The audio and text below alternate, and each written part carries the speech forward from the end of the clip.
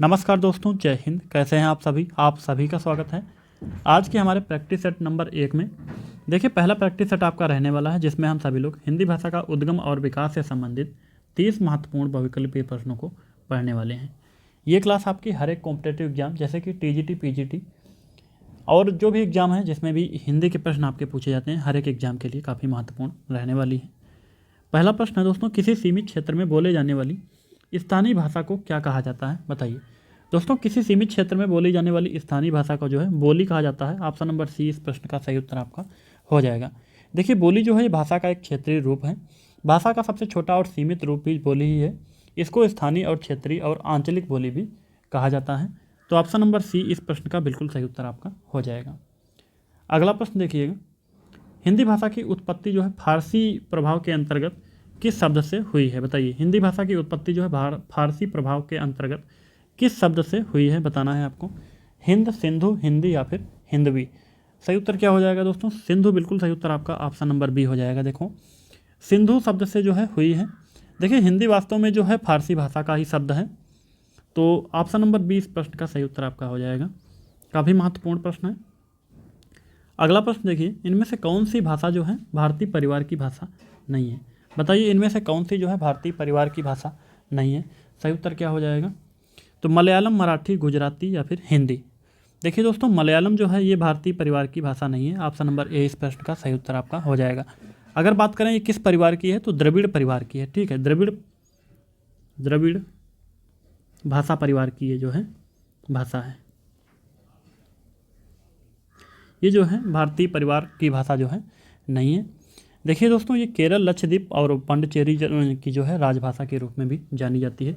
अगर पूछा जाए मलयालम जो भाषा है दोस्तों, ये कहाँ की राजभाषा है, तो लक्षद्वीप, पुडुचेरी और केरल राज्य की जो है राजभाषा है। देखिए, मलयालम को जो है 2013 में भारत की जो शास्त्रीय भाषा है इसके रूप में नामित किया गया था। कब? 2013 में। अगला प्रश्न देखिएगा, हिंदी भाषा की लिपि कौन सी है, बताइए। हिंदी भाषा की लिपि कौन सी है? लगभग सभी को पता होगा, देवनागरी लिपि है दोस्तों। ऑप्शन नंबर ए इस प्रश्न का सही उत्तर आपका हो जाएगा। देखिए, इसका विकास जो है ब्राह्मी लिपि से हुआ है। कई बार पूछा गया है इसका विकास किस लिपि से हुआ, तो ब्राह्मी लिपि से हुआ है। देखिए, देवनागरी लिपि में लिखी जाने वाली भाषाओं की अगर बात करें तो संस्कृत है, पाली है, मराठी है, कोंकणी है, सिंधी है, कश्मीरी है, नेपाली है, गढ़वाली, बोडो। ये सभी जो भाषाएँ हैं दोस्तों देवनागरी लिपि में ही लिखी जाती हैं। अगला प्रश्न है दोस्तों, देवनागरी लिपि का सर्वप्रथम प्रयोग कहाँ हुआ था, बताइए। देवनागरी लिपि का सर्वप्रथम प्रयोग कहाँ हुआ था, पूछा गया है। काफ़ी महत्वपूर्ण प्रश्न है दोस्तों। सही उत्तर की बात करें तो ऑप्शन नंबर डी हो जाएगा। देखिए, जयभट्ट के शिलालेख में जो है इसका सर्वप्रथम प्रयोग किया गया था। गुजरात के नरेश जयभट्ट के शिलालेख में जो है सबसे पहले इसका प्रयोग किया गया था 7वीं शताब्दी में। किस शताब्दी में? 7वीं शताब्दी में। देखिए, देवनागरी लिपि में लिखी जाने वाली जो भाषाएं हैं दोस्तों वो लगभग 120 भाषाएं। कितनी हैं? 120 भाषाएं हैं। ये भी काफ़ी बार पूछा गया है।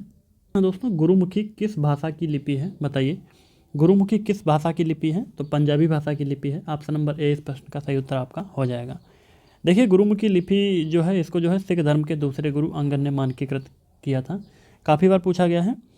एक सिखों का धर्म ग्रंथ है ग्रंथ साहिब, वो जो है इसी लिपि में लिखा गया था। काफ़ी बार पूछा गया है कि सिखों का जो धर्म ग्रंथ है ग्रंथ साहिब ये किस लिपि में लिखा गया है, तो गुरुमुखी लिपि में जो है ये लिखा गया है।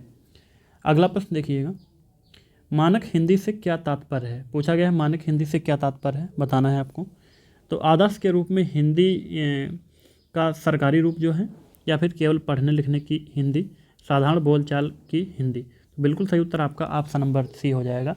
देखिए, साधारण बोलचाल की भाषा जो है ये मानक हिंदी ही कहलाती है। देखिए, इसके अंतर्गत जो है जो इस्तेमाल किया जाता है वो शिक्षा व्यवस्था में, कार्यालय के काम में जो है, प्रशासन के कार्य में, वाणिज्य और समाचार पत्र लेखन के काम में जो है, कला और संस्कृत की विभिन्न विधाओं में जो है इसका प्रयोग किया जाता है, जिसको हम लोग मानक हिंदी कहते हैं। ठीक है, जो कि साधारण बोलचाल की भाषा इसका तात्पर्य है। ऑप्शन नंबर सी प्रश्न का सही उत्तर आपका होगा। अगला प्रश्न देखिए, हिंदी किस भाषा परिवार की भाषा है, बताइए। हिंदी किस भाषा परिवार की भाषा है, बताइए। तो भारोपीय बिल्कुल सही उत्तर आपका हो जाएगा। देखिए, ऑप्शन नंबर ए भारोपीय जो है इसको हम सभी लोग कहेंगे कि भारत यूरोपीय भाषा परिवार। पूरा नाम क्या है? भारत यूरोपीय भाषा परिवार। भारोपीय जो है ये इसी परिवार की भाषा है हिंदी। तो बिल्कुल सही उत्तर आपका ऑप्शन नंबर सी हो जाएगा। देखिए ये दुनिया का सबसे बड़ा जो है भाषा परिवार है। अगर पूछा जाए भाषा परिवार दुनिया का सबसे बड़ा कौन सा है, तो यही है बहुरूपीय। और इसके अंतर्गत जो है 73% जो भाषाएं हैं वो इसी भाषा परिवार से संबंधित हैं। अगला प्रश्न दोस्तों, हिंदी भाषा का जन्म हुआ है। बताइए हिंदी भाषा का जन्म हुआ है लौकिक संस्कृत से, पाली संस्कृत से, अपभ्रंश से या फिर वैदिक संस्कृति से। सही उत्तर आपका ऑप्शन नंबर सी हो जाएगा। हिंदी भाषा का जन्म जो है अपभ्रंश से हुआ है। ऑप्शन नंबर सी इस प्रश्न का सही उत्तर आपका हो जाएगा। देखिए हिंदी भाषा का विकास को जो है 3 चरणों में बांटा गया था, आदिकाल और मध्यकाल और आधुनिक काल। अगला प्रश्न आपका है, भारतवर्ष में हिंदी को जो है किस वर्ग में रखा गया है। बताइए भारतवर्ष में जो है हिंदी को किस वर्ग में रखा गया है।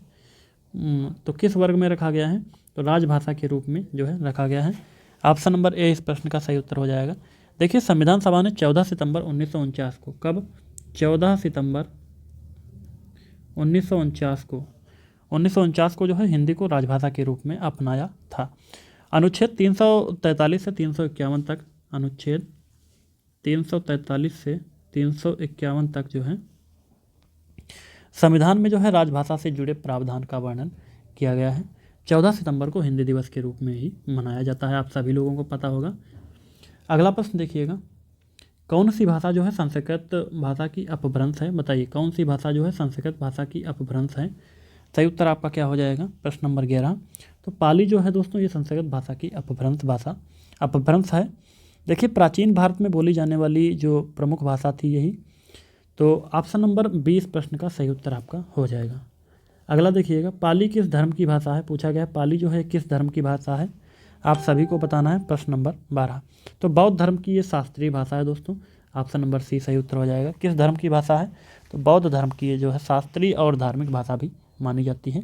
पाली मागधी के नाम से भी इसको जो है जाना जाता है।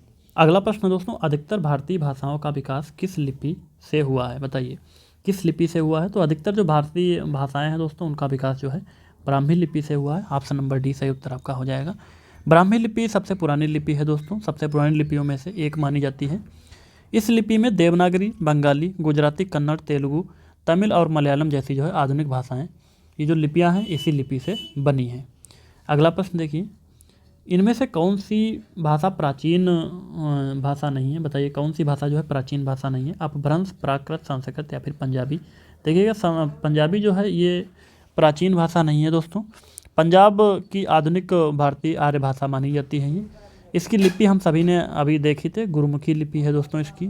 तो पंजाब की 2 उपभाषाएं हैं, पूर्वी पंजाबी और पश्चिमी पंजाबी। ये जो है प्राचीन भाषा नहीं है, ठीक है। तो ऑप्शन नंबर बी सही उत्तर आपका हो जाएगा। अगला प्रश्न देखिए, पंजाब में हिंदी भाषा का प्रचार किसने किया था। बताइए पंजाब में जो है हिंदी भाषा का प्रचार किसने किया था। सही उत्तर बताना है आपको। सही उत्तर क्या हो जाएगा, सदल मिश्र, लल्लूलाल, राजा राम मोहन राय या फिर श्रद्धाराम फिल्लौरी। तो ऑप्शन नंबर डी सही उत्तर आपका हो जाएगा। श्रद्धाराम फिल्लौरी ने जो है पंजाब में हिंदी भाषा का प्रचार किया था। देखिए श्रद्धाराम फिल्लौरी ने जो है हिंदी भाषा का प्रचार किया था। ये सनातन धर्म के प्रचारक थे, ज्योतिषी, स्वतंत्रता संग्राम सेनानी, संगीतज्ञ और साहित्यकार थे। इनका योगदान जो है हिंदी भाषा के प्रचार प्रसार में काफ़ी रहा है।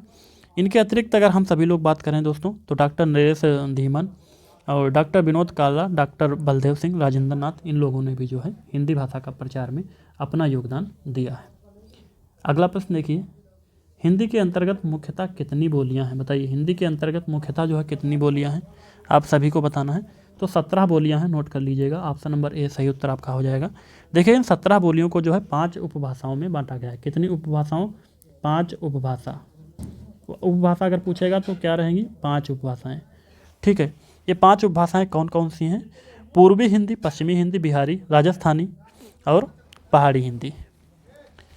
अगला प्रश्न देखिएगा, हिंदी की आदि जननी क्या है। बताइए हिंदी की आदि जननी क्या है, पाली, अपभ्रंश, संस्कृत या फिर प्राकृत। सही उत्तर बताना है। तो संस्कृत जो है बिल्कुल सही उत्तर आपका हो जाएगा। ये हिंदी की आदि जननी है संस्कृत, और हिंदी जो है इसी से हिंदी की उत्पत्ति हुई है, संस्कृत से। बिल्कुल सही उत्तर आपका ऑप्शन नंबर सी हो जाएगा।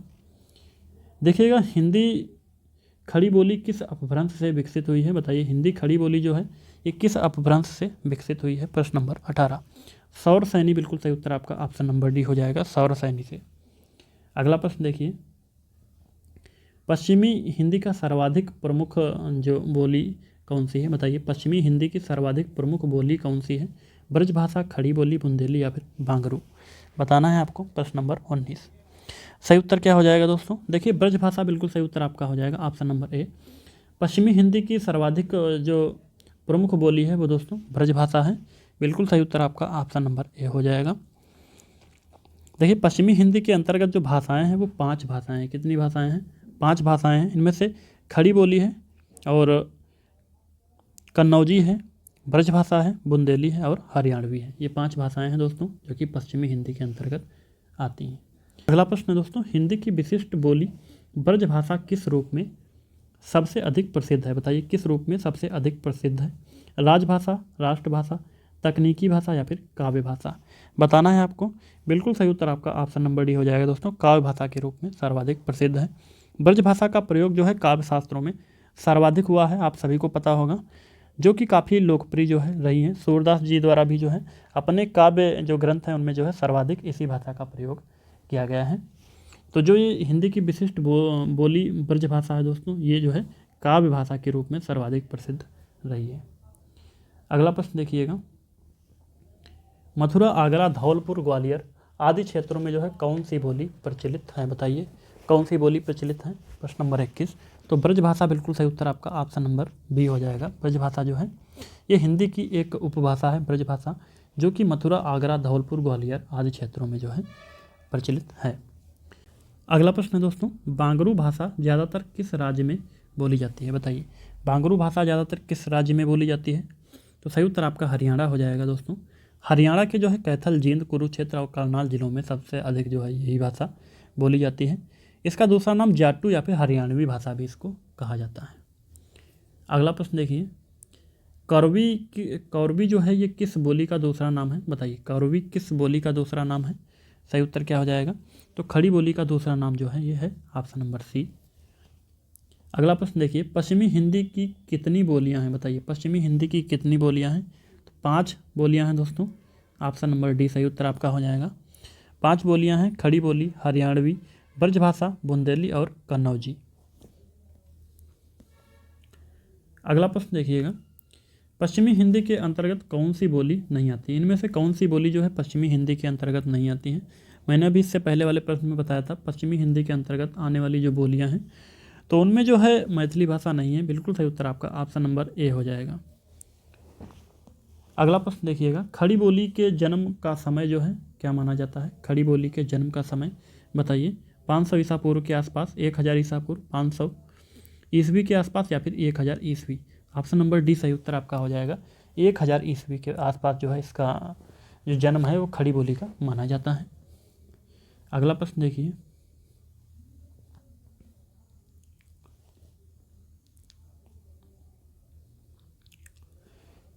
दिल्ली, मेरठ, बिजनौर और सहारनपुर के निकटवर्ती क्षेत्रों में कौन सी बोली बोली जाती है। बताइए कौन सी बोली जो है दिल्ली, मेरठ, बिजनौर और सहारनपुर के निकटवर्ती क्षेत्रों में बोली जाती है।